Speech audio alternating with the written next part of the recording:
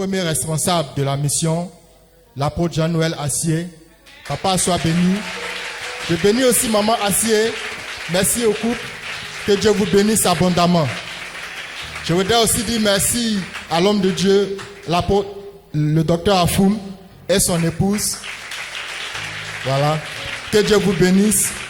Et je voudrais qu'on porte une grande acclamation au roi des rois, au Seigneur des seigneurs, au Dieu tout-puissant, celui qui nous réunit ici ce soir. Alléluia. Alléluia. On peut s'asseoir dans la présence du Seigneur. Parfois, quand tu as le micro, tu n'arrives pas à faire la différence entre le prédicateur et le technicien. Mais on bénit le Seigneur. Alléluia. Hier, nous avons commencé notre intervention sur l'entrepreneuriat en parlant du contexte. Alléluia. En parlant du contexte, notamment le chômage, les difficultés d'accès à l'emploi, la cherté de la vie, le modèle du salariat qui devient de plus en plus difficile et inefficace au vu des réalités dont nous faisons face aujourd'hui. Et aussi, nous avons parlé des difficultés financières des églises. Et nous avons dit que c'était notre rôle, en tant que peuple de Dieu, de relever ce défi-là. Alléluia. Ensuite, nous avons défini l'entrepreneuriat. Nous avons fait la différence entre l'entrepreneuriat et l'entrepreneuriat, en disant effectivement que l'entrepreneuriat était beaucoup plus lié à l'activité de l'entrepreneur. Alléluia. Ensuite, nous avons parlé des bases et des fondements. Qu'est-ce qui nous donne cette force-là de pouvoir parler d'entrepreneuriat, de pouvoir courir, alléluia, et pouvoir nous battre chaque jour. Et nous avons vu que dans la Bible, Dieu encourageait fortement la notion de travail, la notion de travail acharné, alléluia. Nous avons vu également aussi que Dieu était favorable à la richesse, à la prospérité, et qu'il était lui-même, celui-là même qui détenait l'or et l'argent, alléluia. Donc il n'avait pas de raison que nous ne soyons pas aussi, nous ne prenions pas part, alléluia, à toutes ces bénédictions qui appartiennent déjà à l'Éternel. Alléluia. Et nous avons vu aussi que l'aspect où on disait qui peut entreprendre. Donc on a vu les 7 qualités humaines et morales en fait. Parce qu'on a dit que tout le monde peut entreprendre, mais pour entreprendre, il y a des qualités qu'il faut développer. Il y a des qualités qui sont intrinsèques à l'entrepreneur et qui font qu'il arrive à surmonter tous les obstacles, toutes les difficultés qui se présentent à lui. Alléluia. Est-ce qu'on peut acclamer le Seigneur?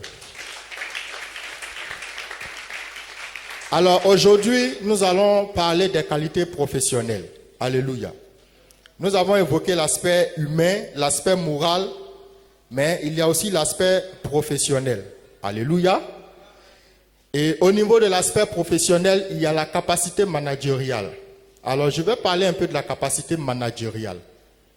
La capacité managériale, ce sont les qualités que l'entrepreneur a à pouvoir gérer, à pouvoir conduire une entreprise. Amen.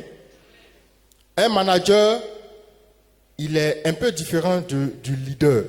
Amen. Le manager, c'est celui-là même qui atteint un autre stade du leadership, un stade plus avancé du leadership. Parce qu'il manage des hommes, il manage des situations. C'est-à-dire qu'il gère des hommes, il gère des situations depuis un point de départ jusqu'à un but final. Alléluia. Donc, celui qui est manager, celui qui veut entreprendre doit développer cette capacité-là. Et la capacité managériale s'exprime dans la capacité de l'entrepreneur à pouvoir gérer le stress. Donc, dans la capacité managériale, il y a la gestion du stress. Parce que dans la gestion quotidienne de l'entreprise, il y a des réalités qui se présentent. Il y a les charges, il y a les factures, il y a les impôts, il y a aussi la concurrence, il y a l'appréciation que les clients se font parfois du produit ou des services. Il y a certaines réalités qui arrivent où l'entrepreneur lui-même et toute son équipe ne comprennent pas. Il y a des hauts et des bas et ça engendre du stress. Parfois, il y a des questions de délai ou même le client menace d'annuler le bon de commande. Et c'est beaucoup d'argent, c'est beaucoup de pertes potentiel. Et le chef d'entreprise, le manager, à ce moment-là, il est stressé. Donc, c'est à lui de pouvoir gérer tout ce stress-là, toutes ces situations difficiles à un moment donné de l'entreprise. Il faudra donc développer cette capacité-là à être serein face aux situations. Alléluia. Donc, il est important, en tant que professionnel, en tant qu'expert, en tant qu'entrepreneur, de pouvoir gérer le stress. Parce que si le chef d'entreprise a une certaine attitude de sérénité, de calme, amen, une appréciation saine des réalités de l'entreprise à ce moment donné, ça donne aussi de la force à toute l'équipe. Mais si le chef n'est pas serein, l'équipe n'est pas sereine. Alléluia. Donc il est important que dans l'entrepreneur, en développant ses capacités managériales, arrive à gérer le stress. Alléluia. Et dans la capacité managériale, il y a aussi le sens de l'écoute et de la disponibilité.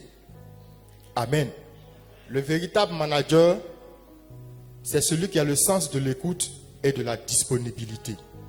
Parce que dans le quotidien, l'équipe qu'il dirige, les hommes qu'il dirige, il y a ceux qui sont expérimentés, il y a ceux qui ne sont pas expérimentés. Alléluia. Et donc, quand il y a des situations qui se présentent dans l'entreprise, on a recours aux responsables. Mais il faut que celui-là ait le sens de l'écoute. Il faut qu'il soit disponible pour pouvoir répondre aux différentes questions, pour pouvoir résoudre les crises, pour pouvoir résoudre les différentes situations qui se présentent, pour pouvoir orienter ces hommes. Alléluia. Et dans ce cadre-là, il faudra donc développer cette capacité-là à pouvoir écouter. Parce que le manager, ce n'est pas toujours celui qui donne des ordres, ce n'est pas toujours celui qui donne des directives, mais c'est celui qui écoute avant de décider. Et qui prend aussi la peine de tenir compte, amen, de point de vue de toute son équipe. C'est ça ce qu'on appelle aujourd'hui le travail collaboratif. Alléluia. Vous allez entendre beaucoup de dirigeants d'entreprises dire « ce sont mes collaborateurs ». De plus en plus aujourd'hui, les gens ont compris que être le chef tout puissant, c'est pas véritablement cet esprit-là qui fait progresser aujourd'hui. Mais c'est plutôt l'esprit collaboratif. Donc, nous, dans notre jargon, on dit collaborateur. Mais on ne dit plus employé. Alléluia. Que Dieu vous bénisse. Alors, le second point, c'est la gestion des conflits internes. Le manager doit avoir cette capacité-là à pouvoir gérer les conflits. Parce que l'entreprise, l'équipe, les collaborateurs, c'est l'ensemble de plusieurs personnes avec des caractères différents. Donc c'est normal. C'est normal qu'on n'arrive pas à se comprendre souvent. Mais le responsable doit se mettre au-dessus et pouvoir gérer donc tout ce qui est conflictuel. Parce que l'objectif, c'est faire réussir l'entreprise, c'est amener l'entreprise à atteindre des objectifs, mais qui sont financiers, c'est la croissance. Amen. Donc, il faut avoir cette capacité-là à gérer les conflits, les adversités. Il faut se mettre au-dessus parce que l'objectif, c'est la cohésion. Et quand il y a la cohésion au sein de l'entreprise, je pense que les résultats suivent. Alléluia. Donc, c'est important. Il doit avoir aussi le sens de la motivation. Il doit être un coach. C'est comme l'entraîneur. Dans l'équipe, il y a des joueurs qui ne sont pas performants. Alléluia. Ce n'est pas tout le monde qui est à son haut niveau.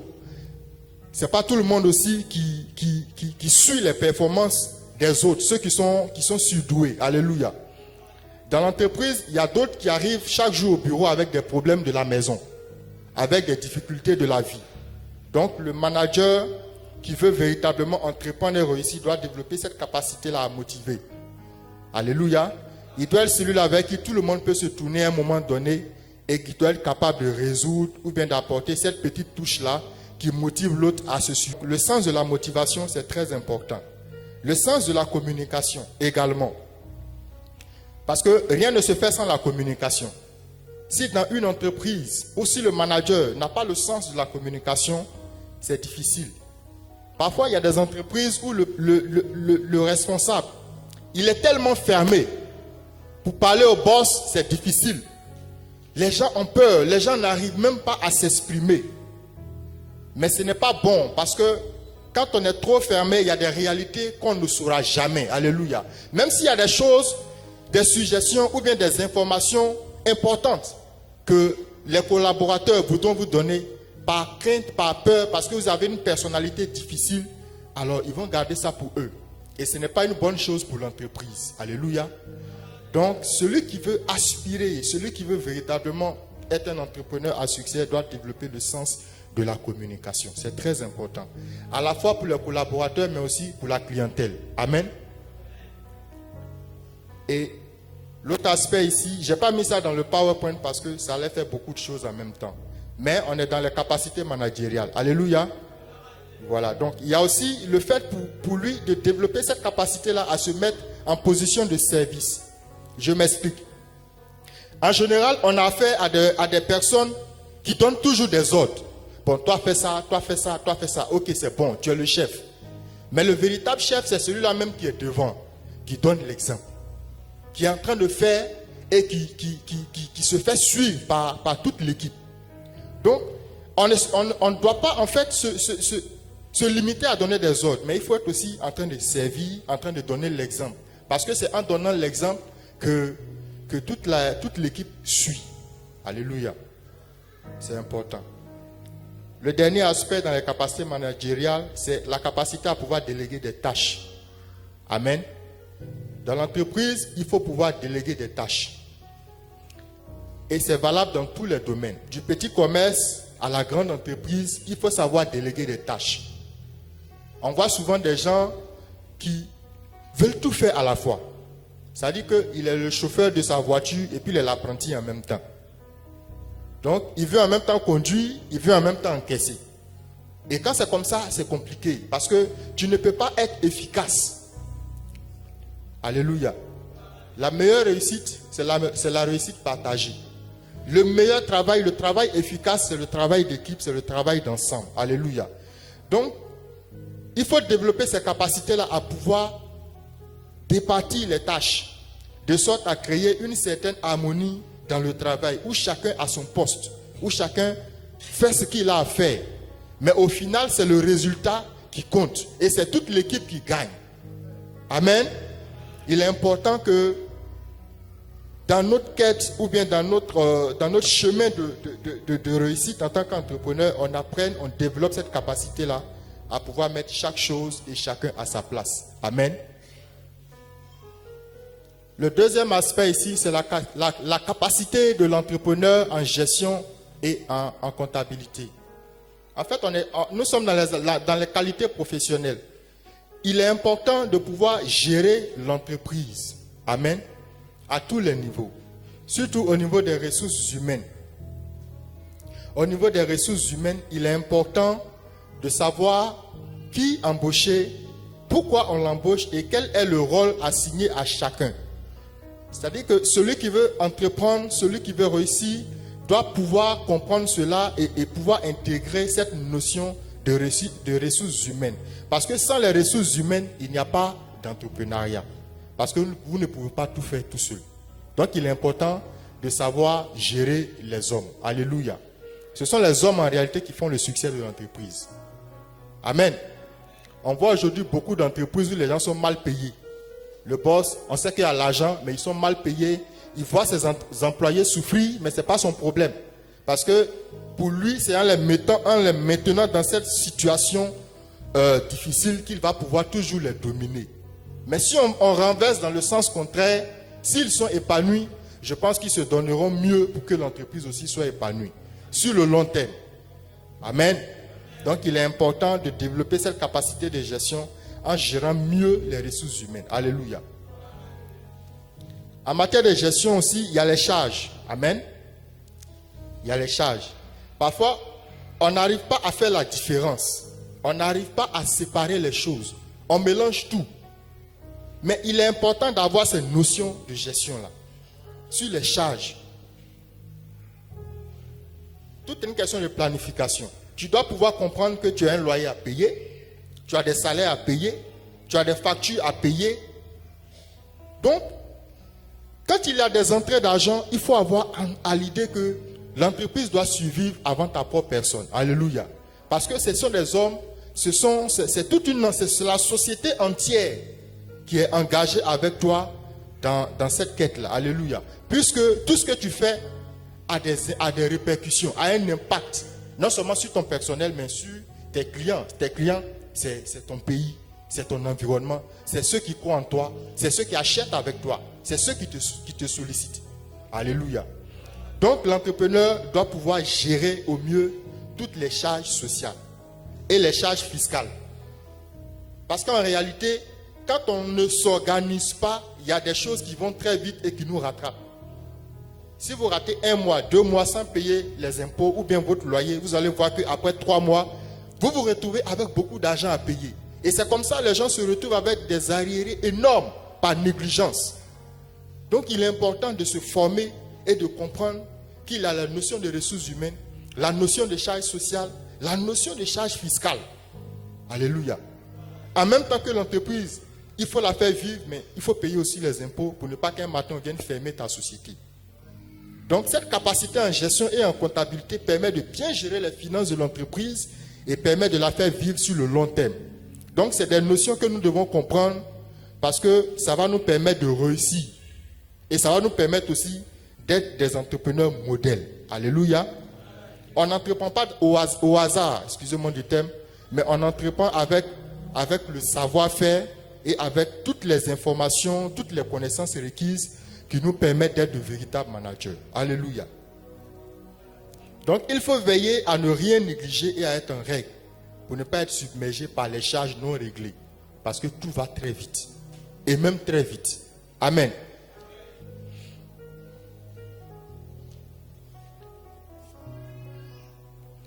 L'entrepreneur doit aussi avoir le sens de la planification. Amen. Parce que dans l'entrepreneuriat, dans les différentes formes d'entrepreneuriat, il y a l'entrepreneuriat, momentané. Il y a des gens qui entreprennent juste pour quelque temps. Et il y a des gens qui entreprennent pour le long terme. Tout dépend de la vision. Et il est important qu'on ait le sens de la vision. C'est une des qualités professionnelles essentielles qui manque à beaucoup de gens aujourd'hui. Quand l'entreprise commence à générer ses premiers bénéfices, certains s'oublient. Parce que ils voient beaucoup d'argent, ils se disent que ça va toujours continuer. Mais l'entreprise, c'est pour 99 ans, selon la loi ivoirienne. Amen. Donc on doit être capable, même après notre départ, même si on n'est plus là, pouvoir léguer l'entreprise à ses enfants ou bien à d'autres personnes. Amen. Donc l'entrepreneur doit avoir une vision à court, moyen et long terme. Il doit pouvoir déjà planifier sur les 5, les 10 et les 20 prochaines années les actions qu'il doit entreprendre pour que l'entreprise puisse vivre et survivre. Amen. Donc je pense qu'à ce niveau, l'un des mots-clés qui ressort, c'est l'anticipation. L'entrepreneur, il doit avoir le sens de l'anticipation. Donc c'est des qualités essentielles qu'il faut développer. Le sens de la planification, parce que il y a des hauts et des bas. Il y a des périodes de l'entreprise où il y a beaucoup de clients, où tout marche. Mais il y a des périodes aussi quand la concurrence commence, que vous êtes beaucoup dans le secteur, c'est difficile. Le chiffre d'affaires baisse. Donc il faut planifier tout ça pour ne pas être dépassé. Alors que c'est ce qui arrive aujourd'hui. Quand le boss a un peu d'argent, il abandonne la société, il est couché en Europe, et 5 ans après, on dit non, l'entreprise est tombée, lui il est parti. Mais c'est des pères de famille que tu mets au chômage. C'est des clients aussi que la concurrence va récupérer. Alléluia. Donc il est important d'inscrire nos actions, notre vision entrepreneuriale dans la durée. Donc il faut tout planifier. Dès le départ jusque sur le long terme, il faut avoir le sens de la planification. Donc de l'anticipation. Alléluia. Et donc c'est ce sens de la planification-là qui va vous permettre de développer des stratégies pour mener l'entreprise au succès. Mais véritablement un succès sur le long terme, pas un succès momentané. Parce qu'il y a des succès momentanés et il y a des succès sur le long terme. Amen. Celui qui veut véritablement réussir son projet doit développer le sens de la planification et se donner les moyens de travailler sur le long terme. Alléluia. La veille technologique, il est important aussi parce que ce que nous constatons, c'est que il y a des entreprises qui ont disparu aujourd'hui parce qu'elles n'ont pas pensé à demain.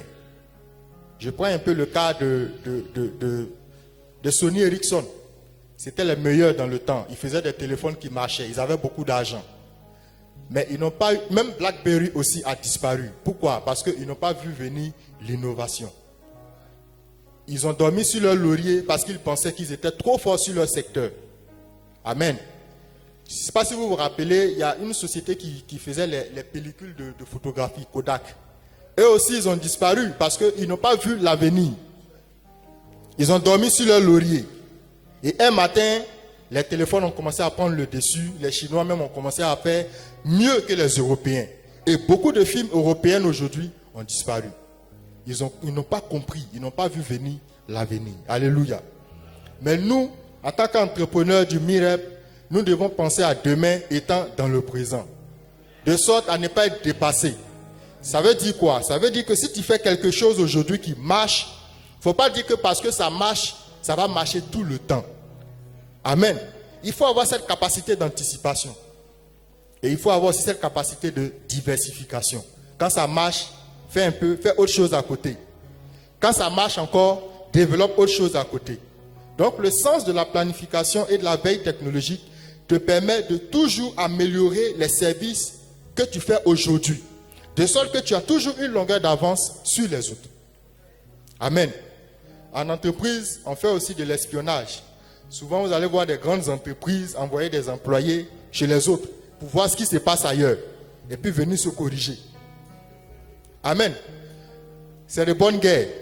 Ça veut dire que si tu vends du GABA, qu'il y a un autre GABAman qui est à côté de toi, souvent, il faut envoyer des gens là-bas pour voir ce qui se passe. Peut-être qu'il s'est amélioré. Amen. Peut-être qu'il s'est amélioré. Et toi aussi, tu dois être averti pour mieux faire et rappeler les clients. De sorte que les clients courent, ils vont ici aujourd'hui parce que c'est mieux, mais demain, ils vont voir que chez toi, c'est encore mieux. Les clients, eux, ils vont là où c'est bon. Amen. Voilà. Souvent, vous allez voir des réceptifs hôteliers, des entreprises où chaque fois, ils font de la rénovation. Mais c'est parce qu'ils savent que leurs activités, s'ils ne le font pas, les clients vont partir ailleurs. Ils investissent comme ça. Amen. Donc, nous devons avoir le sens de la veille. Nous devons être toujours prêts au changement. Il ne faut pas que le changement nous surprenne. Amen. Et les choses vont tellement vite aujourd'hui. Comme je le disais hier, tu vois quelque chose aujourd'hui, demain tu te lèves, on dit non, ça ce n'est plus à la mode. C'est ce qui se fait maintenant de mieux. On va à une vitesse où on ne comprend pas. Donc, nous aussi, on doit développer ce réflexe, cette capacité-là à aller vite, à vite comprendre les choses et à s'adapter. C'est comme ça que le monde d'aujourd'hui fonctionne. Amen. Est-ce qu'on peut acclamer le Seigneur?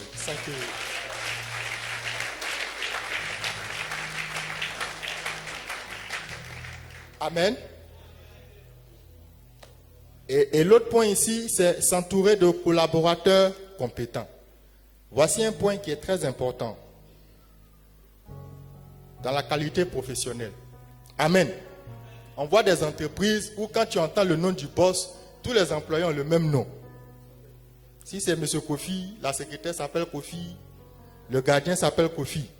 Amen. Ce n'est pas mauvais tant qu'ils sont compétents. Mais c'est mauvais s'ils ne sont pas compétents. Amen. Je me rappelle une fois, je suis allé au plateau, au ministère de la Construction, avec un aîné. On arrive à 16 h.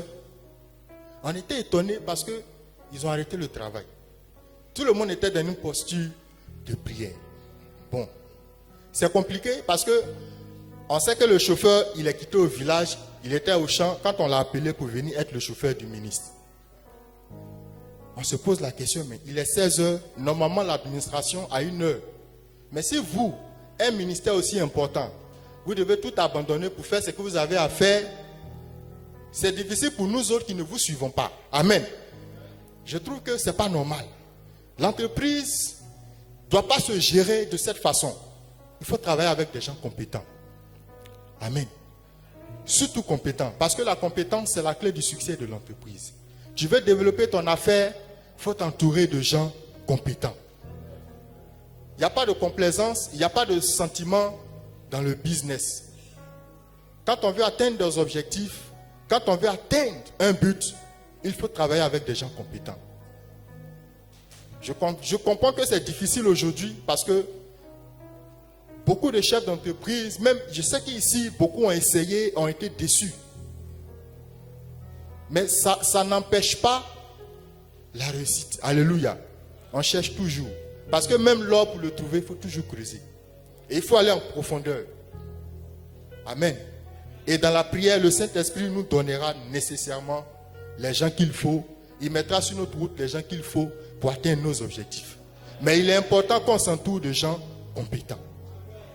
Amen. Il faut aussi des gens qui épousent votre vision. Parce qu'en tant que leader et en tant que manager, vous transmettez une vision. Amen. Il faut que ces gens-là soient non seulement compétents, mais il faut qu'ils épousent cette vision-là. Ça veut dire qu'ils soient prêts à vous accompagner jusqu'au bout. Qu'ils soient dévoués. Amen. Qu'ils soient véritablement dévoués au succès de l'entreprise. Au succès de l'affaire que vous voulez monter. Amen. Et c'est l'une des conditions, c'est l'une des clés. Il faut qu'ils aient aussi la loyauté et la détermination. Quelqu'un qui est loyal, c'est quelqu'un qui est prêt à tout, qui est prêt à t'accompagner. C'est pour ça que souvent c'est difficile à comprendre des gens qui ont lutté avec certains responsables d'entreprise et après ont été mal récompensés. Mais ces personnes ont été loyales dès le départ. Amen. Donc quand ça va aussi, il faut être reconnaissant. Ce n'est pas parce que celui qui vient aujourd'hui a un doctorat que tu vas laisser celui qui est venu avec toi dès le départ, depuis peut-être 20 ans, qui a le BTS, tu vas l'abandonner. Alléluia. Donc quand nous avons des gens aussi qui sont loyaux, il faut les récompenser. Amen. La capacité en marketing et vente. Voici l'une des clés de succès de l'entreprise. Les deux choses qui font que les entreprises aujourd'hui se font la guerre, c'est le marketing et c'est la vente. Amen. Parce que s'il n'y a pas de clients, il n'y a pas d'argent. Amen. Le marketing, c'est votre capacité à pouvoir proposer. Les clients ont des besoins. Amen.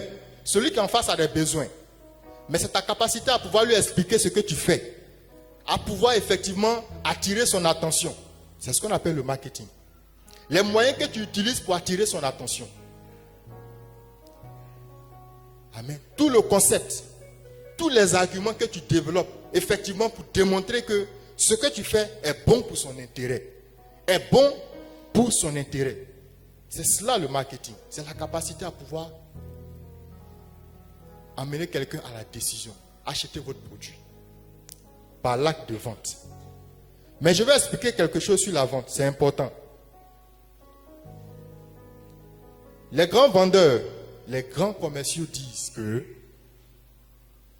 ce qui va amener quelqu'un à pouvoir s'intéresser à vous, ce n'est pas vraiment vous. Ce n'est pas aussi ce que vous proposez. Parce que ce que vous proposez, tout le monde, peut-être vous allez voir beaucoup de personnes qui proposent la même chose. Mais en fait, c'est la satisfaction ou bien c'est le besoin que ce que vous proposez va combler dans sa vie. C'est ce qui fait qu'il va vous suivre. Sinon, quel intérêt quelqu'un va enlever 50 000, 100 000 pour vous donner? C'est parce que vous proposez quelque chose qui l'intéresse. Donc, la vente, c'est un partenariat gagnant-gagnant. Vous gagnez de l'argent et lui aussi, il a un intérêt qui gagne avec vous. Amen. Donc, il faut avoir quelque chose à proposer. Il y a des gens qui peuvent vous vendre un stylo à 1 million. Ce n'est pas parce que c'est le stylo, mais ce qu'il va vous dire. Ça sera tellement fort que tu vas sortir 1 million. Tu vas dire non, ce stylo-là, c'est le meilleur au monde. C'est des compétences, c'est des qualités qu'il faut développer. Amen. Souvent, on va manger dans des endroits où la femme, même quand tu arrives, elle est déjà fâchée. Tu lui donnes un billet, il n'y a pas monnaie. Non, mais il n'y a pas monnaie, il faut partir. Amen. Mais ce n'est pas une attitude de vendeur. Parce qu'on voit seulement la vente comme celui qui est en costume, qui vient, bonjour monsieur, je vous vends la voiture. Non, ce n'est pas ça. Même ton garba que tu vends, il y a la manière. Vendre, c'est toute une attitude, c'est toute une psychologie. Amen. Si tu es déjà nerveux dès le matin, celui qui vient vers toi, il n'a même pas le courage d'acheter ce que tu lui vends. Parce que tu es déjà fâché. Tous tes problèmes de la maison te trouvent sur ton lieu de vente. Bon, tu es coiffeuse, tes clientes, tu sais qu'elles aiment affairage, excusez-moi du terme. Mais elles arrivent déjà, tu es fâché. Elles parlent, tu ris même pas un peu. La prochaine fois, elles ne vont pas venir. Ah, la femme, là, quand on va là, son visage est tout serré. On ne sait pas laquelle problème. Amen. Donc, c'est un comportement. On ne transporte pas ses problèmes de la maison au bureau ou bien dans son lieu de commerce. Le bon vendeur est toujours joyeux. Il sait dans quelle disposition mettre ses clients. Souvent, il y a des clients, ils ont des problèmes à la maison, mais comme chez toi, il y a la joie, ils préfèrent même prendre ce qu'ils avaient là, même s'ils n'ont pas besoin. Le fait que chez toi, ils ont la joie, ils sont assis avec toi. Et puis toi, tu profites. Tu ne vends pas seulement que le service. Amen. Tu ne vends pas seulement que le service, mais tu vends toute l'atmosphère qui t'entoure et qu'ils apprécient. Souvent, il y a des entreprises, quand tu arrives, les grands clients VIP, tellement on les connaît. Les gens ont tellement étudié le marketing. On les appelle les clients VIP. Même dans la banque, il y a des clients, quand ils arrivent, c'est le chef d'agence qui descend. Bonjour monsieur, suivez-moi dans mon bureau. Et puis, il ouvre le champagne. Bon, et puis il se contente. Parce que le gars là, c'est un milliardaire. Quand il dépose l'argent, c'est beaucoup. Amen. Il y a des entreprises où le client arrive, il y a des hôtesses pour l'accueillir. Mais il y a des gens qui arrivent, bon, ok, il est comme tout le monde. Fais le rang.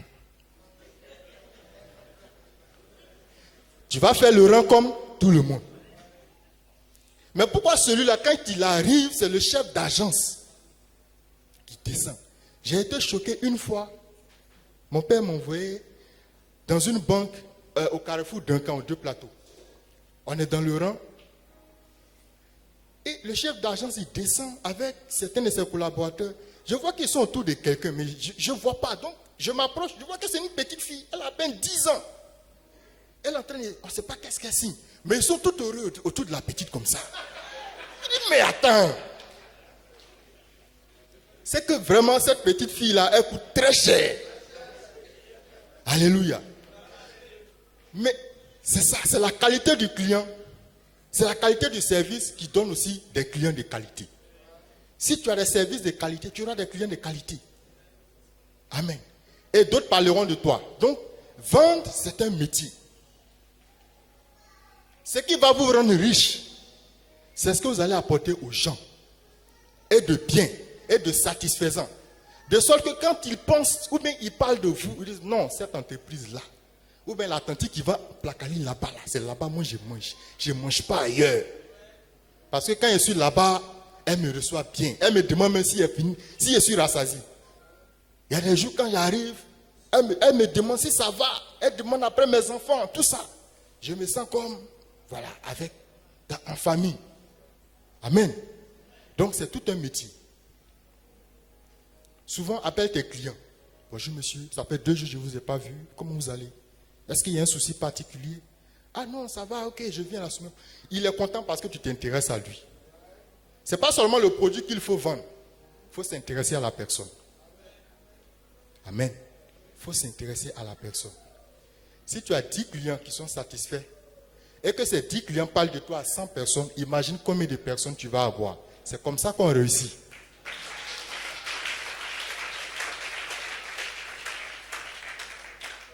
Le marketing et la vente sont les piliers de l'entreprise. Si une personne est satisfaite de toi, tu multiplies par 1000 personnes. Et que ces 1000 personnes, chaque personne parle de toi à une autre personne. Il y a des moments où tu ne feras même plus de publicité. Parce qu'on va t'appeler, on va dire, non mais moi, c'est telle personne qui m'a dit de venir vers toi. Et nous, on expérimente ça chaque jour. Parfois, je suis assis et puis on m'appelle. Bonjour, monsieur Dali, c'est ma soeur qui m'a donné votre numéro. Il dit, mais ta soeur, c'est qui? C'est telle personne. Ah, d'accord, c'est ma cliente. Ok, viens, parce que j'ai des choses à faire. Amen. Alléluia. Amen. Alléluia. Amen. Le succès est à notre portée. Mais notre succès dépend de nous et de nos capacités à pouvoir changer la vie des autres au travers de nos compétences, de nos dons, de nos talents. Alléluia. Si en face de nous, tu trouves des gens qui sont satisfaits, tu auras encore plus de gens qui sont satisfaits. Et ça va aller grandissant. Et c'est comme ça que tu auras beaucoup d'argent. Amen. Si tu crois en cela, acclame encore le Seigneur.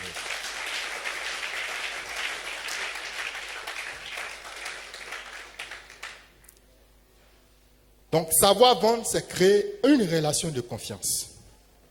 Amen. C'est créer un lien de confiance. C'est une relation gagnant-gagnant. Le client gagne, toi aussi tu gagnes. Amen. C'est important de développer ses capacités à pouvoir vendre. Donc, vous pouvez vous former dès maintenant et vous pouvez vous entraîner aussi à savoir comment convaincre quelqu'un. Amen. Il y a des formations, il y a beaucoup de choses qui existent. Amen. Alléluia. Je vais aller sur un aspect très important avant de parler de l'apprentissage. En marketing, on parle de la loi des 4 P. Amen. Voilà, c'est des astuces qu'il est important que vous sachiez. Pour que vous puissiez gagner, il y a 4 choses qui sont importantes. Vous devez avoir un bon produit ou bien un bon service. Amen. Un bon produit ou bien un bon service. Le bon produit ou le bon service, c'est le produit qui attire tout de suite l'attention. Vous savez qu'il est vendable parce que soit vous n'êtes pas beaucoup à le faire, ou bien soit c'est un produit qui apporte beaucoup de bénéfices aux gens. Amen. Ou bien c'est un service pour lequel vous êtes hautement qualifié. Donc un bon produit. Et la deuxième chose, il faut que vous ayez un bon prix. Un prix concurrentiel. On appelle ça la loi des 4 P. Bon produit, bon prix. Et ça, mes amis chinois sont très forts là-dedans. Le même produit que tu vas sur Alibaba, tu vas à Jamé, il a le même prix. Tu dis, mais Yang, souvent ils ont le nom Yao, tout ça. Bon, c'est pas. J'ai une amie, elle s'appelle Angèle Yao. Il dit, toi, tu es ma soeur Baoulé, il n'y a pas de souci, on est ensemble. Alléluia. Ils ont de bons produits, ils ont de bons prix.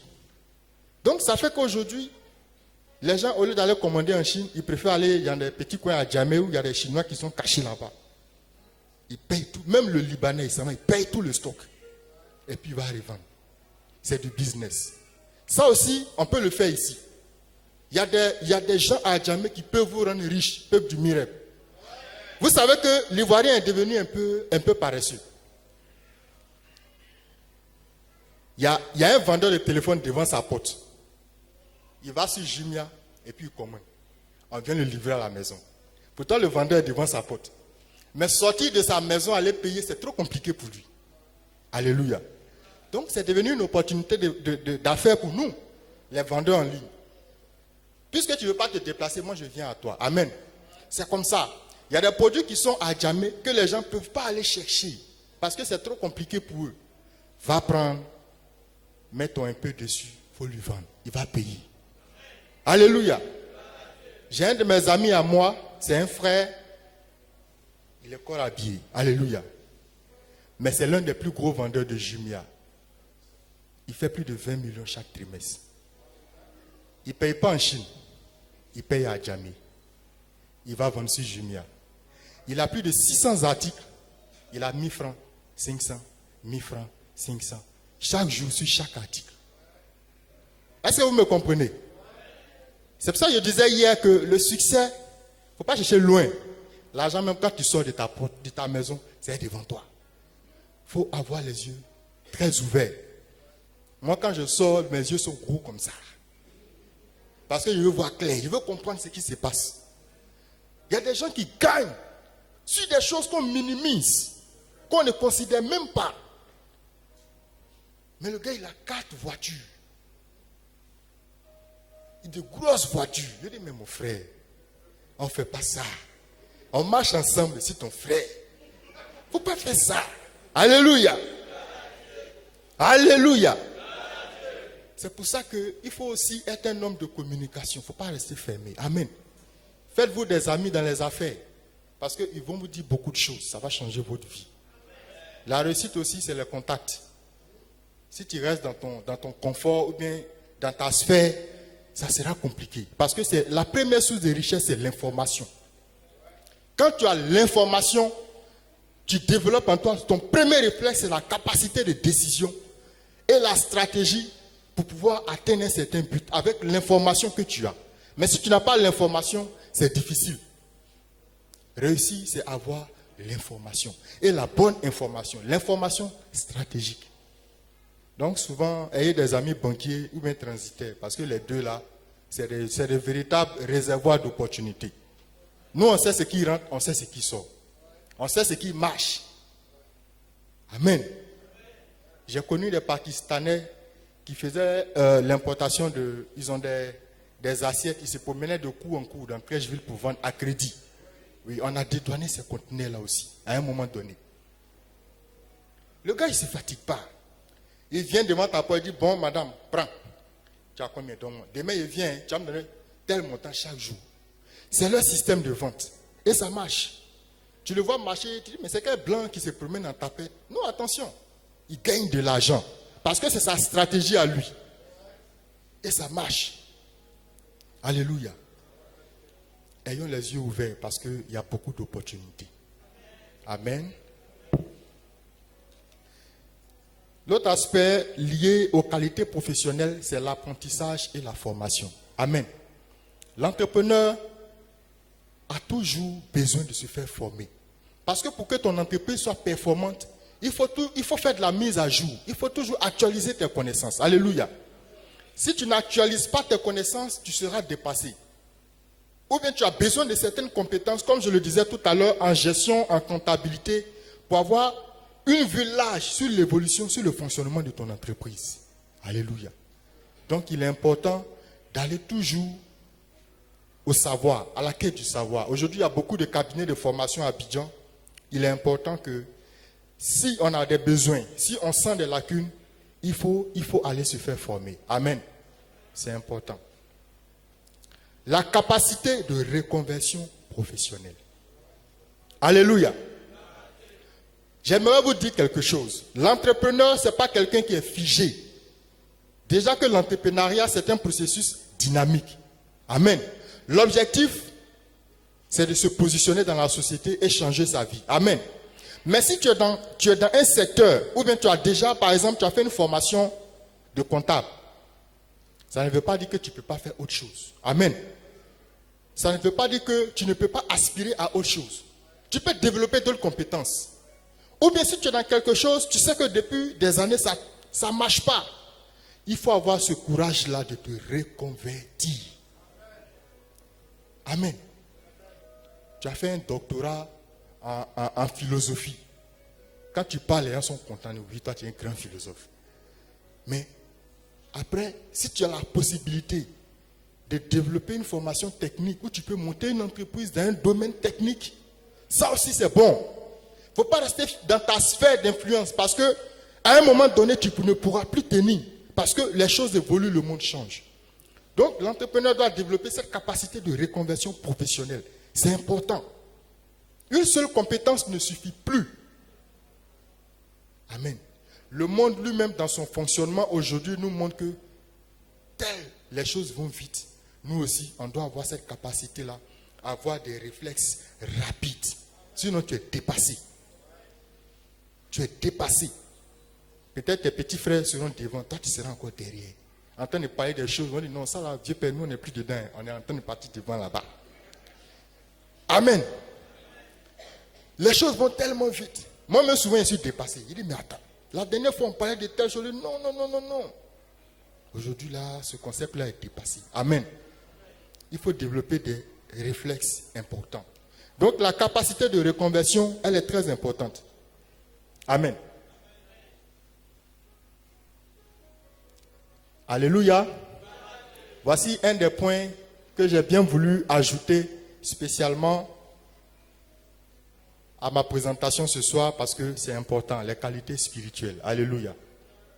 Parce qu'on ne peut pas parler d'entrepreneuriat sans parler de qualités spirituelles. C'est très important. Et selon ce que Dieu m'a mis à cœur, en termes de qualité spirituelle, il est important que la foi, parce que nous sommes des enfants de Dieu, des serviteurs de Dieu, nous devons croire en ce que nous faisons. Amen. Si tu n'as pas la foi en ce que tu fais, tu ne peux pas réussir ce que tu fais. Mais il faut d'abord croire en Dieu. Amen. Il faut d'abord croire en Dieu. J'aimerais qu'on lise un peu le livre de Habakkuk 2, verset 4, si possible.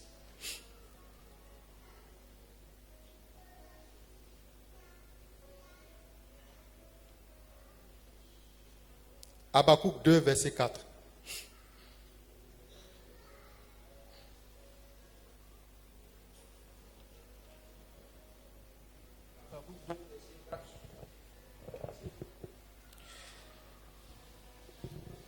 Voici, son âme s'est enflée.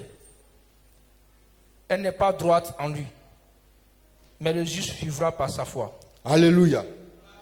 La Bible dit que le juste vivra par sa foi. Donc ça veut dire que dès le départ, ce n'est pas par la vue, ce n'est pas en voyant les choses arriver qu'on les voit véritablement se manifester, mais c'est en y croyant. Alléluia. Et le livre de Matthieu 6, verset 30. Matthieu 6, verset 30.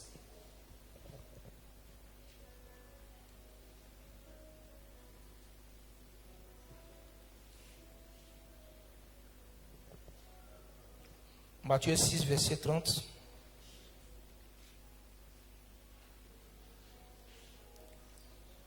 Si Dieu revêt ainsi l'herbe des champs qui existe aujourd'hui et qui demain sera jeté au fou, ne vous vêtira-t-il pas à plus forte raison, gens de peu de foi? Je reprends. Matthieu chapitre 6, verset 30. Si Dieu revêt ainsi l'herbe des champs qui existe aujourd'hui et qui demain sera jeté au fou, ne vous vêtira-t-il pas à plus forte raison, gens de peu de foi? Alléluia. Alléluia. Je prends un peu ces exemples pour faire comprendre au peuple que la foi fait partie intégrante de notre quotidien, de notre marche à la fois chrétienne, mais de notre aventure en tant qu'entrepreneur. Alléluia. Si nous croyons que Dieu exauce celui qui le cherche, celui qui l'invoque, ça veut dire que dans notre parcours d'entrepreneur, en tant que serviteur, en tant qu'enfant de Dieu, il est ce Dieu-là aussi qui réalise et qui matérialise le projet dans lequel nous croyons. Alléluia. Donc il est important que nous ayons foi, une foi ferme, une foi absolue en ce Dieu-là. Il est aussi important que nous ayons foi en notre potentiel. En chacun, il y a un potentiel. Mais si tu ne crois pas en ton potentiel, il est difficile pour toi de manifester ce potentiel-là. Alléluia. Donc en plus de croire en Dieu, il faut avoir foi en ton potentiel. Parce que c'est lui qui a mis ces choses en toi. C'est lui qui a mis ce désir que tu as d'entreprendre. Cette force que tu as de pouvoir faire quelque chose. C'est lui qui a mis ce désir en toi. Donc il faut y croire. Et ne pas se comparer aux autres. Amen. Donc il est important pour nous de croire en nous. Et la troisième chose, il est important aussi de croire en la réussite de son projet. Tu crois en Dieu, tu crois en ton potentiel, mais il faut croire en la réussite de ton projet. Donc il faut être positif. Il faut voir déjà le succès venir. Il faut déjà voir dans ton esprit, visualiser le succès. Alléluia. Et c'est comme ça qu'il va se manifester. Parce que nous avons cette capacité-là de voir les choses et de les voir se concrétiser. De penser les choses, de concevoir les choses, d'y croire et de les voir se concrétiser. Parce que c'est ce principe-là qui guide notre marche en tant qu'enfant de Dieu. Alléluia. La deuxième chose, c'est avoir la vision. Évidemment, la vision, c'est la vision à court, moyen et long terme. Donc, l'entrepreneur doit toujours avoir raison. Dès le départ, on doit dire oui, tu as vu ça venir. Tu as vu les choses venir. Tu avais déjà raison trop tôt. Parce que celui qui voit à court terme finit toujours par être dépassé par les événements. Amen. Donc, dans ton progrès en tant qu'entrepreneur, en tant que qualité spirituelle, il faut déjà voir ton succès. Il faut déjà voir ton avenir. Il faut déjà te projeter dans le futur. Et c'est comme ça que cela va se matérialiser. C'est ce que j'appelle ici avoir la vision. Alléluia. Parce que ceux qui sont avec toi ne voient pas les choses comme toi tu les vois. Mais toi tu les vois déjà avant qu'elles n'arrivent, avant qu'elles ne s'accomplissent. Amen. Tu les vois déjà avant qu'elles ne s'accomplissent. Parce que j'ai compris une chose que le Saint-Esprit m'a fait comprendre. La frontière entre ce qui n'est pas réel et ce qui est réel, entre ce qui est invisible et ce qui est visible, c'est notre imagination.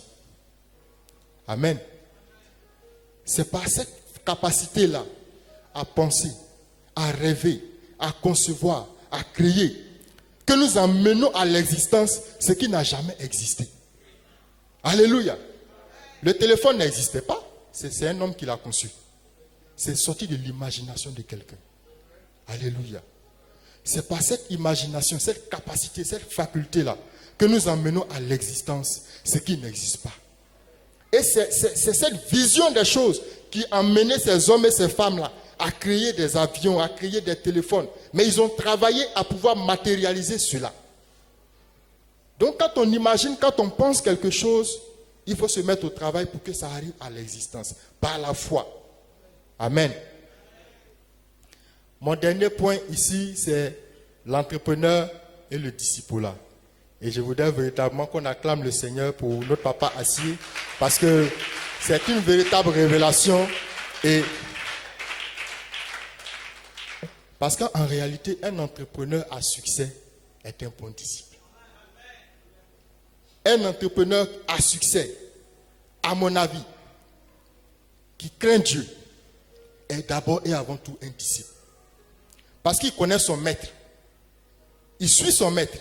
Il connaît les principes de son maître. Il connaît les principes de son maître. Il a la vision de son maître. Il a la nature de son maître. Il a le comportement de son maître. Il a la photocopie de son maître. Donc les pas qu'il pose ne peuvent que réussir. Alléluia.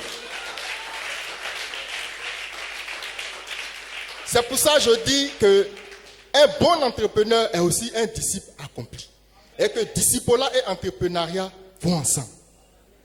Il n'y a pas une vie de disciple, il n'y a pas une vie d'entrepreneur. Un bon entrepreneur est un bon disciple. Alléluia. Je vous prends des exemples. Abraham a marché avec Dieu. Abraham était un homme intègre. Un homme qui avait foi en Dieu. Sur toute la terre, le seul homme à marcher avec le Créateur.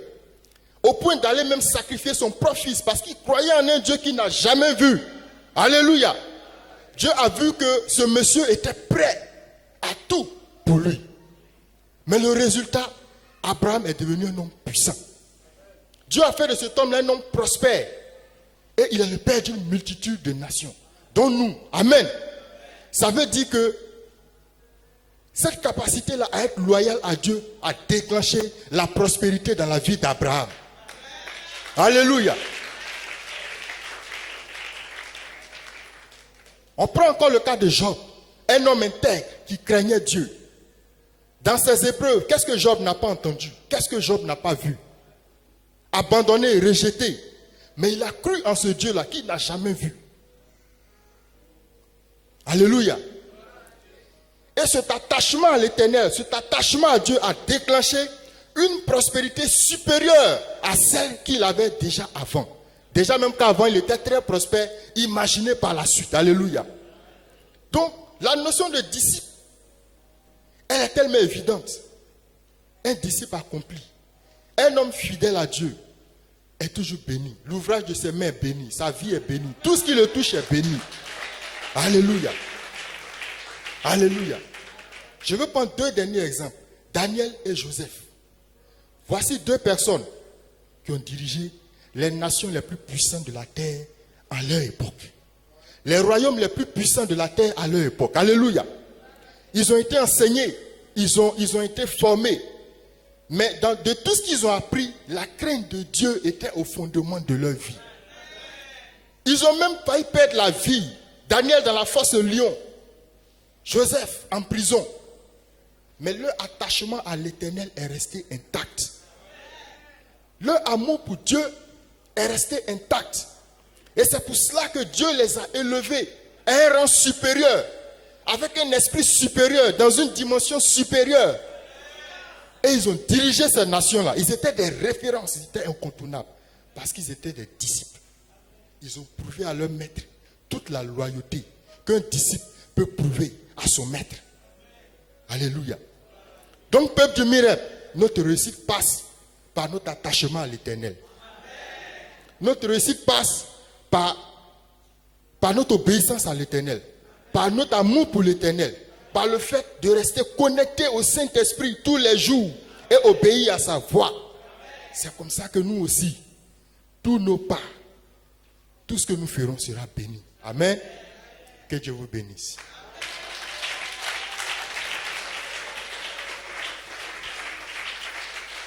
Alléluia. Alors, ce n'est pas une répétition, parce qu'au départ, on avait expliqué un peu les fondements de l'entrepreneuriat. Mais ici, c'est pourquoi entreprendre. On va aller un peu vite parce que le temps court.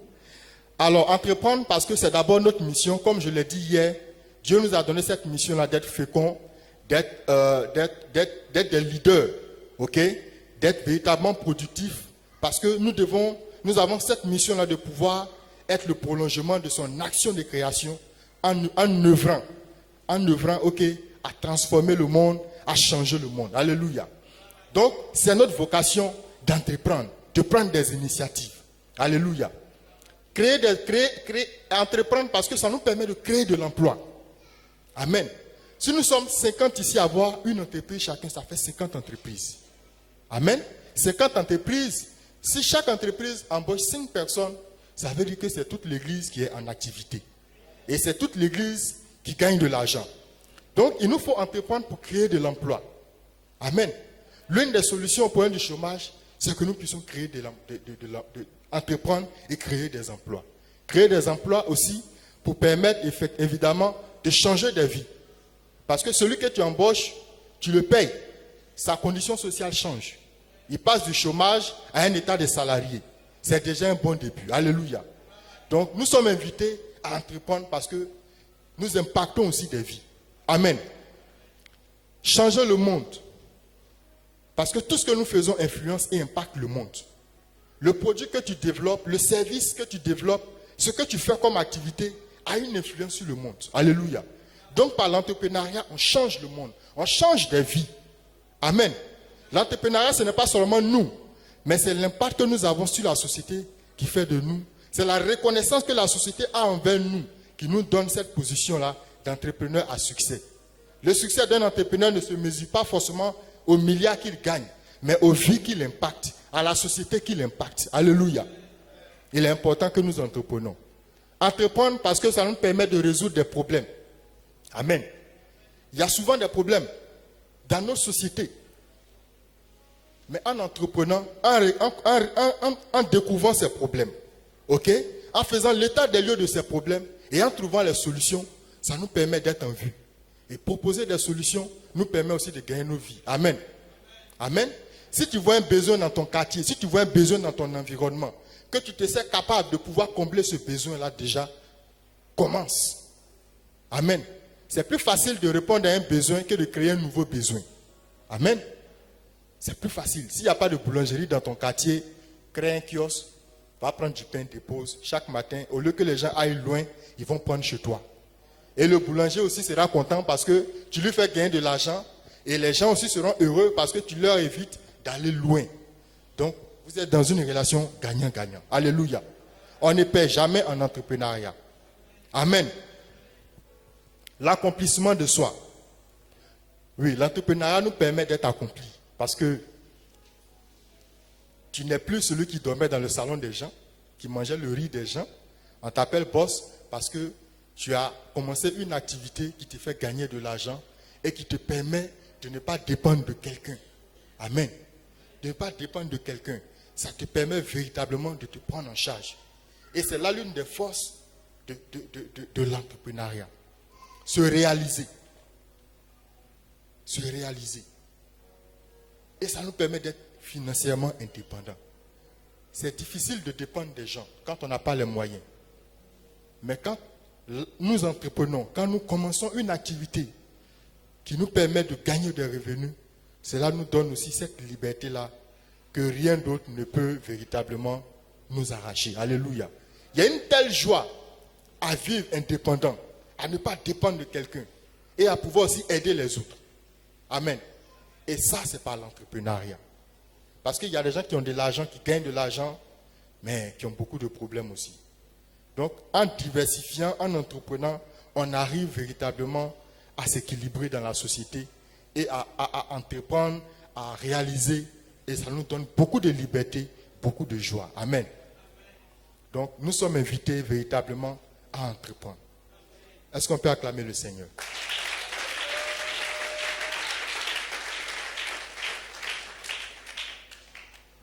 Bon, on va aller rapidement. Les différentes formes d'entrepreneuriat. Il y a l'entrepreneuriat formel, l'entrepreneuriat informel. L'entrepreneuriat formel, c'est le fait d'avoir son activité qui existe, ok, qui est déclarée au niveau des impôts, au niveau de la mairie, vous payez les taxes. Voilà. Toute activité, ok, qui est déclarée, qui paye des taxes, ça, c'est un entrepreneuriat formel. Un entrepreneuriat informel, voilà, c'est l'entrepreneuriat qu'on fait sans véritablement avoir un statut juridique. Amen. C'est un petit métier qu'on exerce. Voilà, c'est une activité qui n'est pas, où on ne paye pas de taxes. On n'a pas encore déclaré, amen. On le fait comme ça, chaque jour. Amen. Voilà, il y a l'entrepreneuriat individuel et l'entrepreneuriat collectif. Je pense qu'au dernier jour, on va beaucoup en parler parce que c'est important. L'entrepreneuriat individuel, c'est quelqu'un qui se lève, qui décide de lancer son projet d'entreprise. Il est seul. Mais collectif, c'est un ensemble de personnes, ok, qui se lèvent et qui décident de joindre leurs moyens, leurs mains ensemble pour pouvoir lancer un projet. Ça, c'est l'entrepreneuriat collectif. L'entrepreneuriat occasionnel, l'entrepreneuriat durable. Il y a ceux qui entreprennent juste pour un temps. Et puis il y a ceux qui entreprennent sur le long terme. Voilà. L'entrepreneuriat féminin et l'entrepreneuriat masculin. C'est le fait d'encourager les femmes à l'initiative. Ok? Pour qu'elles puissent se prendre en charge, pour ne pas qu'elles dépendent des circonstances, pour ne pas qu'elles dépendent des hommes, et c'est important. Je pense qu'aujourd'hui, les Nations Unies encouragent beaucoup l'entrepreneuriat des femmes. Et il y a beaucoup d'ONG aujourd'hui qui travaillent dans ce sens. Amen. L'entrepreneuriat privé, l'entrepreneuriat public, l'entrepreneuriat social. Privé, c'est toujours l'entrepreneuriat personnel. Amen. L'entrepreneuriat public, c'est quand l'État développe des structures pour accompagner la population. Amen. Comme les projets emploi jeunes, ça c'est l'entrepreneuriat public. C'est l'État qui met des structures au service de la population. Amen. L'entrepreneuriat social, c'est un autre volet aussi de l'entrepreneuriat. Voilà, je vous explique rapidement. C'est le fait pour un entrepreneur de répondre à un besoin important dans la société en même temps qu'il gagne de l'argent. Amen. Je prends un peu le cas de Wave. Ils sont venus changer nos habitudes en matière de transfert d'argent. Ok? Ils ont réduit les frais de transfert et ça a changé nos habitudes, ça a changé tout le secteur. Donc, c'est un entrepreneuriat aussi social. Amen. Parce qu'ils servent la société. C'est vrai qu'eux, ils gagnent de l'argent, mais ils ont changé nos habitudes, ils ont changé nos vies, notre quotidien. Amen. Ça, c'est l'entrepreneuriat social. Les différentes formes, les différents niveaux d'entrepreneuriat. Alors, à ce niveau, il y a ce qu'on appelle les petits commerces. Voilà, la femme qui vend son attiqué poisson au quartier, ça, c'est les petits commerces. La sœur qui a son atelier de coiffure, le frère qui a son salon de coiffure aussi, la maman qui vend au marché, ça, c'est les petits commerces. Amen. C'est les niveaux d'entrepreneuriat. Après ça, il y a les professionnels de métier. Et au niveau des professionnels de métier, il y a les professions libérales, comme les avocats, les médecins, les pharmaciens, c'est des professions libérales réglementées. Amen. Et il y a les professions libérales informelles, comme le menuisier, l'ébéniste, qu'est-ce que je peux dire encore? Le pressing, etc. Ça, c'est des professions, c'est des professionnels de métier. On fait le soudeur, amen, celui qui fait la métallurgie. Eux, c'est des techniciens, c'est des professionnels. Mais ils sont dans un secteur libéral qui n'est pas... Beaucoup ne payent pas de taxes parce qu'ils ne sont pas organisés. Amen. Et il y a la création d'entreprises en tant que telles, celles que nous connaissons. Les SARL, les SA, voilà, et ainsi de suite. Eux, ils payent les impôts. Ils sont dans un cadre très formel. Amen. Les actions de la société Orange, parce qu'il y a des gens, eux, ils sont investisseurs. Leur agent travaille pour eux. Amen. Eux, ils vont sur les marchés poussés. C'est comme ça que hier, en 24 heures, toutes les actions d'Orange Côte d'Ivoire ont été rachetées. En 24 heures, ils ont lancé une opération pour aller en bourse. Toutes les actions d'Orange Côte d'Ivoire en 24 heures ont été rachetées. Ça veut dire que l'Ivoirien a changé de culture. Avant, on était dans notre confort, on se contentait de notre salaire. Mais aujourd'hui, les gens commencent à investir massivement. Peuple du Mirep, il faudra qu'on suive pour que nous aussi, on soit à l'heure, on soit dans l'attente. Amen. Est-ce qu'on peut acclamer le Seigneur? Je vais m'arrêter là pour ce soir parce qu'on a encore 2 autres jours. Je pense que Dieu nous fera grâce de pouvoir continuer encore pour parler de l'entrepreneuriat. Que le Seigneur vous bénisse abondamment.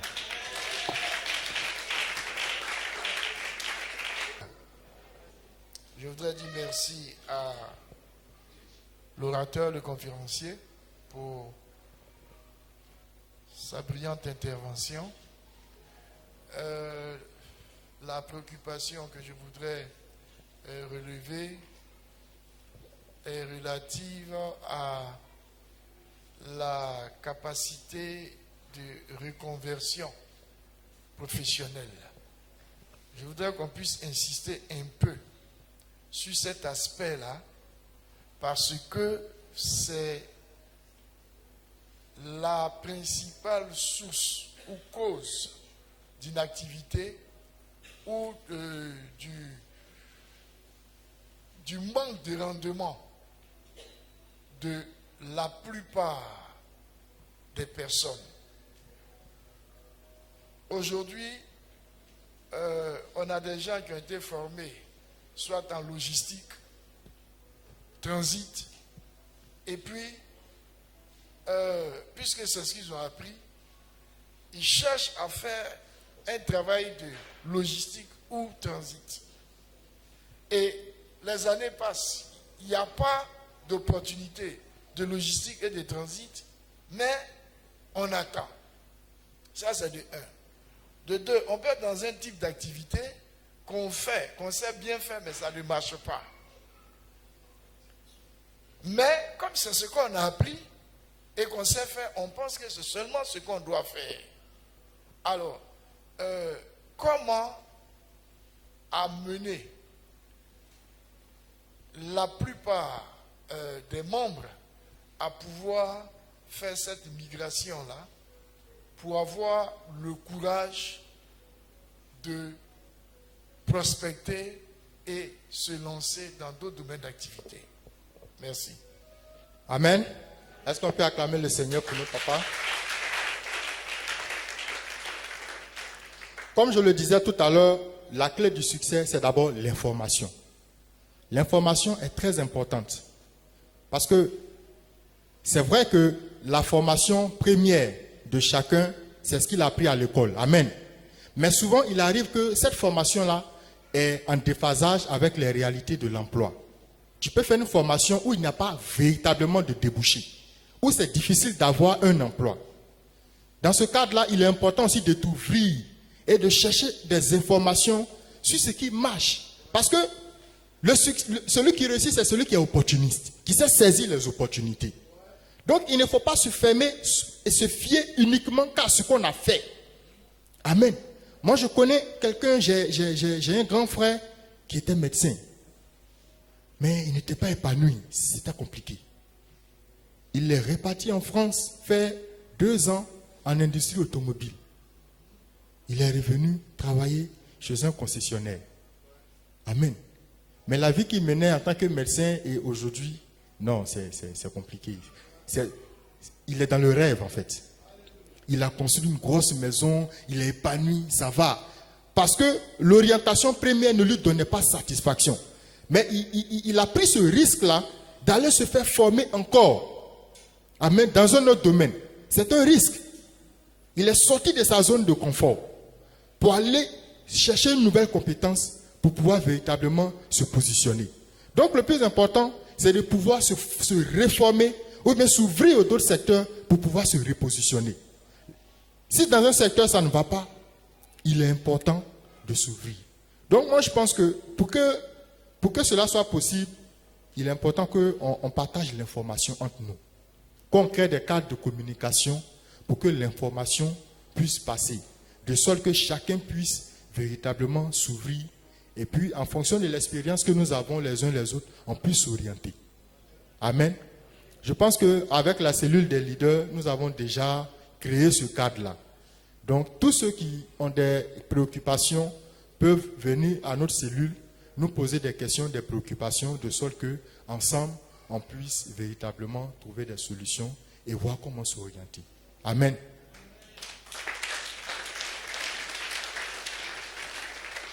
Si quelqu'un a une autre question.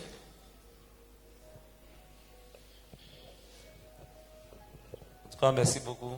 Moi, ce qui est ma préoccupation, c'est au niveau de commerce. Comment économiser? Comment économiser? Par exemple, si toi, tu es une personne qui a plusieurs activités, mais comment économiser? C'est ce qui est ma préoccupation, par exemple. Bon, comment économiser? Oui. Comment garder de l'argent? Comment garder de l'argent? Ok. Voilà, épargner, créer D'accord. des autres activités. Ça, c'est une très bonne question. Alléluia. La question qu'il pose, elle est très intéressante parce que c'est vrai, les commerçants ont beaucoup de difficultés à s'organiser. Et s'il n'y a pas d'ordre, s'il n'y a pas d'organisation dans ce que tu fais, financièrement, ça sera difficile. Aujourd'hui, il y a des microfinances qui existent. Moi, je travaille avec 3 microfinances. Amen.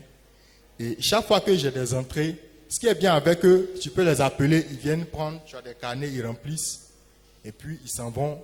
Tu as le point de ce que tu déposes là-bas. L'avantage, c'est quoi? L'avantage, c'est que à une certaine échéance, tu peux prendre un prêt pour agrandir ton activité. Amen. Donc, il est important que tu travailles avec des microfinances fiables, s'il te plaît. Surtout fiables. Je pense que c'est déjà un bon début. Amen. Parce que non seulement tu gardes ton argent avec eux, mais tu as la capacité de te faire accompagner et puis agrandir ton activité. Moi, j'ai expérimenté ça déjà et c'est une très bonne option. Voilà. Une autre question? Une dernière question?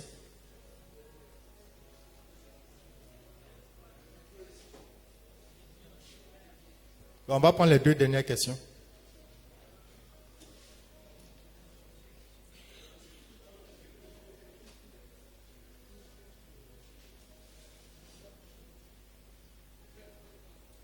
Merci déjà pour cet exposé. C'est vraiment très enrichissant. Félicitations à vous. Merci. Et ma question est concernant une personne qui n'est pas expérimentée dans un domaine. Bon, je vais prendre un exemple pour dire un peu. Bon, je prends un exemple. Moi, par exemple, j'ai jamais fait de ça. Je ne suis pas coiffeur. Et je vois que dans mon environnement, il y a un besoin où il n'y a pas de salon de coiffure.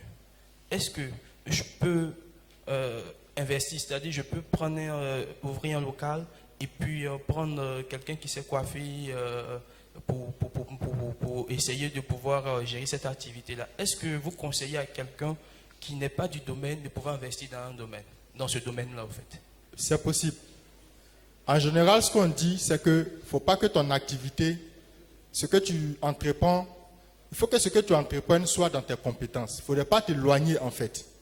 Mais ici, dans ce que tu expliques, ce n'est pas une activité où on te demande forcément d'être coiffeur. Amen.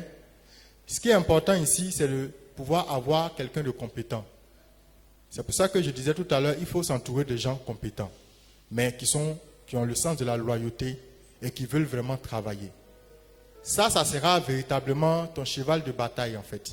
C'est un défi pour toi de trouver quelqu'un qui pourra effectivement être sérieux et puis gérer l'activité. Parce qu'en réalité, s'il gère bien l'activité, il gagne, tu gagnes. Mais en général, aujourd'hui, les gens, quand on leur confie des choses, ils ne gèrent pas bien. Et c'est un défi. C'est le défi aussi pour moi, c'est le défi pour tout le monde. Tu comprends?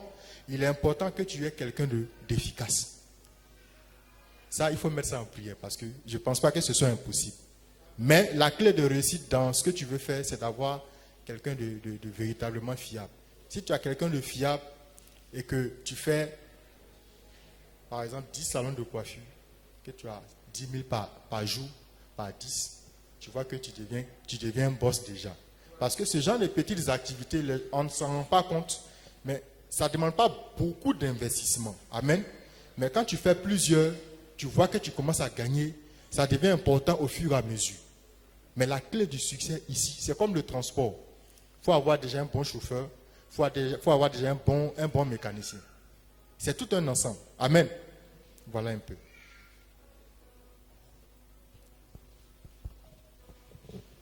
Merci. Ma préoccupation, je souhaiterais un conseil parce que j'observe que il est difficile de de voir un domaine dans lequel on veut entreprendre. Bon, dans l'exposé, j'ai noté qu'il fallait qu'on observe dans notre environnement. Mais ce n'est pas toujours évident d'observer un besoin. Donc je voudrais, peut-être que ça va venir dans les jours qui vont suivre, mais peut-être que j'anticipe aussi, mais c'est une préoccupation. Comment faire pour pouvoir bien observer notre environnement? Parce que souvent on se laisse influencer par certaines activités qui sont déjà en place, qui semblent marcher. Et on veut faire comme. Donc là, bon, souvent on se trompe. Donc vraiment c'est un Alors, conseil. ce que vous dites, c'est vrai parce que y a des activités qu'on voit souvent, mais il y a beaucoup de choses derrière. C'est souvent des activités qui ne fonctionnent pas réellement. Les gens font beaucoup de boulangerie, les gens font beaucoup de pâtisserie. Amen. Maintenant, concernant l'observation, bon, ça dépend du sens de chacun. Il y a des gens, quand ils arrivent, moi quand je rentre, quand je vais à Djamé, je suis toujours inspiré. Quand je suis inspiré, je vois l'argent partout. Je vois des gens, mais attends, mais ça c'est bon, mais ça là, attention, mais ça c'est extraordinaire. Amen. Ça c'est personnel à chacun. Ça c'est le sens de la créativité de chacun. Mais ce n'est pas pour tout le monde, ça n'arrive pas forcément à tout le monde. Mais je pense que en continuant d'observer, en demandant aussi, parce qu'il faut beaucoup communiquer autour de vous, et surtout avec des gens qui entreprennent déjà. Parce que celui qui est déjà dans la chose, il sait quelle information il va te donner en fait. Amen. C'est important. Aller à l'information avec des gens qui sont déjà dans le milieu, des gens qui entreprennent déjà, qui ont échoué, qui se sont relevés, qui ont réussi dans des domaines divers que variés. Parce que souvent on a des informations, mais nous on ne peut pas tout faire. Amen. On ne peut faire que là où on se sent bien. Mais tu peux donner l'information à quelqu'un qui va en profiter. S'il est opportuniste, il va s'en sortir. Donc le partage d'informations est important. C'est aussi l'une des clés, au-delà de l'observation. Voilà. Alléluia. Est-ce qu'on peut bénir le Seigneur, acclamer le Seigneur fortement?